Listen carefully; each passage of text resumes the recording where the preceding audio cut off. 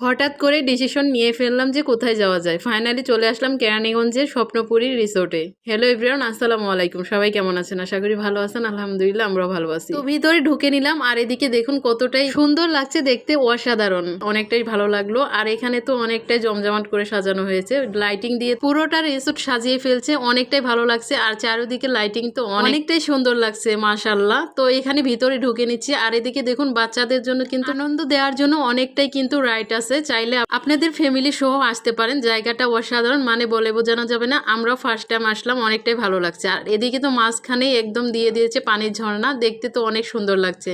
আর এদিকে আমি একটু ধরে নিচ্ছিলাম, পানির ঝর্ণাটা দেওয়া তো অনেকটাই ভালো লাগছিল, চারিদিক দিয়ে একদম পানি পড়ছিল। আর আমাদের সাথে এসেছে মামা তার ফ্যামিলিকে নিয়ে, তার বাচ্চাদেরকে আনন্দ দেওয়ার জন্য। আর আমি তো এই ঝর্ণাটা পেয়ে তো আমি বারবার ধরছিলাম, পানিটা এতটাই ঠান্ডা ছিল, মানে অনেকটাই ভালো লেগেছে। আর এদিকে তো অনেকটাই রাইড ছিল, আপনাদেরকে বলেছিলাম। আর এদিকে এখন কি করব, মামার ছেলে সে বলছিল এখন গাড়ি ড্রাইভ করবে, তো তাকে এটা দেওয়া হয়েছিল। তারপরে আমরা স্বপ্নপুরী থেকে বের হলাম আর তার বিপরীত পাশেই রয়েছে সাগর রিসোর্ট। তো এখানে আমরা ঢুকে নিলাম আর এখানে পরিবেশটাও কিন্তু অনেক সুন্দর, এখানেও লাইটিং দেওয়া হয়েছে। আর আমরা আস্তে আস্তে অনেকটাই সন্ধ্যা হয়ে গিয়েছে, যেহেতু ছোট দিন, তারপরও সন্ধ্যা হওয়ার কারণে আমরা এই লাইটিংগুলো দেখতে পারলাম আর অনেকটাই ভালো লাগলো।